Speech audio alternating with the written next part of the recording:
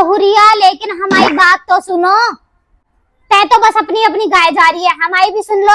नहीं नहीं माँ जी, बंटवारा तो होके रही, हम एक मियाँ में नहीं रह पाएंगे भाई, नहीं रह पाएंगे। माँ जी कोई बात नहीं, रहने दो, जो छोटी को चाहिए वो ले लेगी। और छोटी भी तो सही कह रही है, एक ना एक दिन तो बंटवारा होना ही है। ठीक है बहुरिया, ठीक है बहुरिया, अब तुमने फैसला कर ही लिया है तो बताई दो का मांग है तुम्हारी। देखो माँ जी, जो गाय दूध देती है वो हम ले ही, और जो दूध नहीं देती है वो बड़ी वाली ले ही, ठीक है? क्योंकि भाई हमारा छोटा सा बच्चा है, हम उसको दूध पिलाने के लिए कहाँ डोल ही गाय है, कहाँ से दूध लाही है? माँ जी लेने दीजिए ना, सही कह रही है छोटी, कोई बात नहीं। अब देख लो माँ जी, जो पास का खेत है वो हम ले ही, और जो दूर का खेत है वो बड़ी वाली ले ही। देखो हम साफ साफ बताए थे, हम तो अभी नई नई दुल्हन है तो हम ना जा पाए हैं, और वो तो पुराने हो गए हैं, बड़े बूढ़े हो गए हैं, वो जा ही दूर वाले खेत में। हम नई नवेली दुल्हन है, हम ना जा पाए। हम साफ साफ बताते हैं एकदम क्लियर, हम ना जा पाए, इसलिए हम पास वाला ले ही।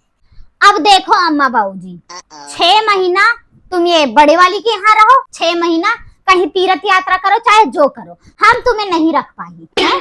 हम नहीं रख पाए क्योंकि मेरे ये कमा नहीं रहे हैं, हम अपना खर्चा ना चला पाए तो तुहार का चला ही, हम नहीं रख पाए, ठीक है? साफ साफ बता रहे हैं एकदम क्लियर। छोटी तुम इसकी चिंता मत करो, अम्मा बाबूजी को ना मैं पूरी जिंदगी रखूंगी। जो मेरे मायके से मिला है बर्तन वगैरह फर्नीचर वर्नीचर, वो सब हमारे पास रहेगा, क्योंकि वो तो हमारे मायके से मिला है ना। और जो पूरे घर में बचा कुचा है वो आधा आधा बटेगा, ठीक है? बात एकदम साफ बता रही हूँ, क्लियर एकदम। हाँ ठीक है। और जब ननंद लोग आएंगी तो हमारे घर पे नहीं आएंगी, साफ साफ बता दे रहे हैं। बड़ी वाली का हक है, बड़ी वाली है ना, उनका हक है पूरा पूरा, उनका पद होता है कि वो बड़ी है तो उनके घर पे जाएंगी ननंद लोग, हमारे घर पे नहीं आएंगी, साफ साफ बता दे रहे हैं एकदम क्लियर। बहुरिया को तो हमारी बेटी से भी दिक्कत होने लगी है, हम तो सोचते थे कि हमारी से दिक्कत है।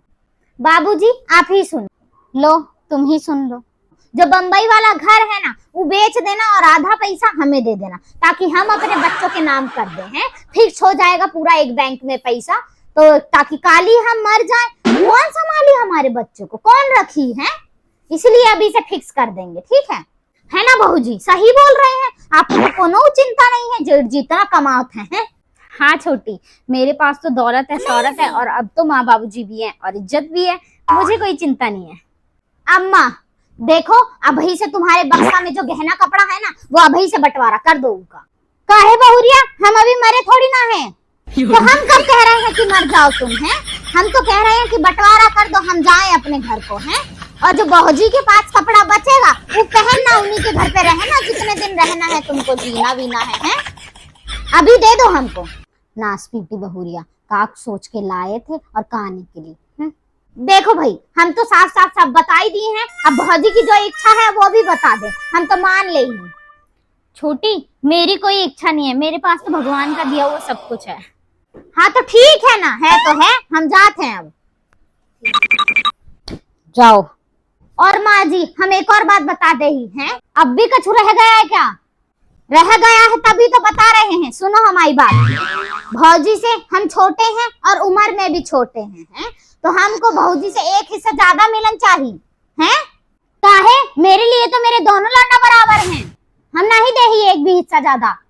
काहे अम्मा, तुम्हारा छोटा लड़का है ना, कुछ नहीं कमात है, हम कहाँ से कर ही? नहीं कमात है तो का, हमने भी उसका ठेका ले रखा है। छोटी तू इस बात की ना बिल्कुल फिक्र मत कर, जो मेरा हिस्सा होगा ना वो भी मैं तुझे दे दूंगी, क्योंकि तुझे तो मैंने हमेशा अपनी छोटी बहन ही माना है ना।